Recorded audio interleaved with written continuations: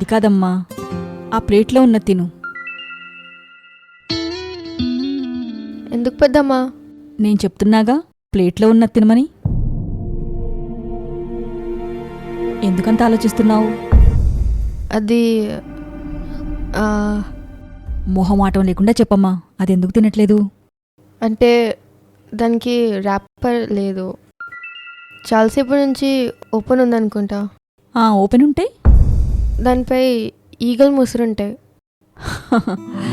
కరెక్టే అమ్మా, ఈగలు ముసిరిన ఆహారం తినడానికి ఎవ్వరూ ఇష్టపడరమ్మా. కానీ నేను చెప్పాలనుకున్నది ఆహారం గురించి మాత్రమే కాదమ్మా. మరి దేని గురించి పెద్దమ్మా? నువ్వు పెద్దదాని అవుతున్నావు. దేని గురించి చెప్తున్నానో అర్థం చేసుకో తల్లి.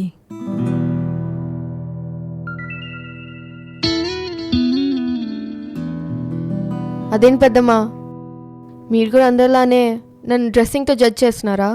లేదమ్మా, ముమ్మాటికి కాదు. మనకి ప్రతి డ్రెస్ వేసుకునే స్వేచ్ఛ ఉంది.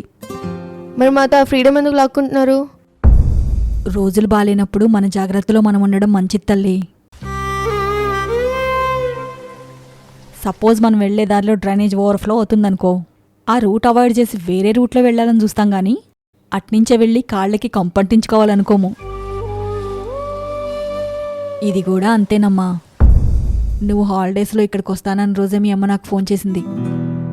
అనన్యకెంత చెప్పినా పొట్టి పొట్టి డ్రెస్ లేకుంటుందక్క, ఈసారి నుంచైనా నిండుగా ఉండే బట్టలు కొనుక్కోమని మీరన్నా చెప్పండి అని బాధపడుతూ చెప్పింది.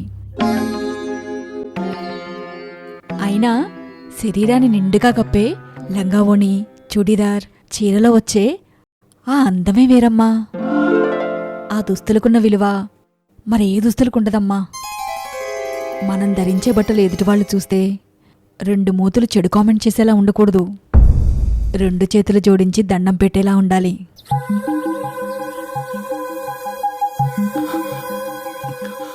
అలాగే పెద్దమ్మా.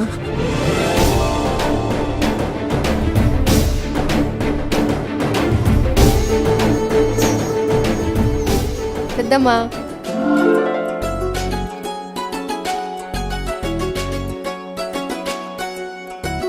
నా బంగారు తల్లి. నేను చేస్తున్న గోసేవలో మీరు భాగస్వాములవ్వండి. గోరక్ష జగద్రక్ష.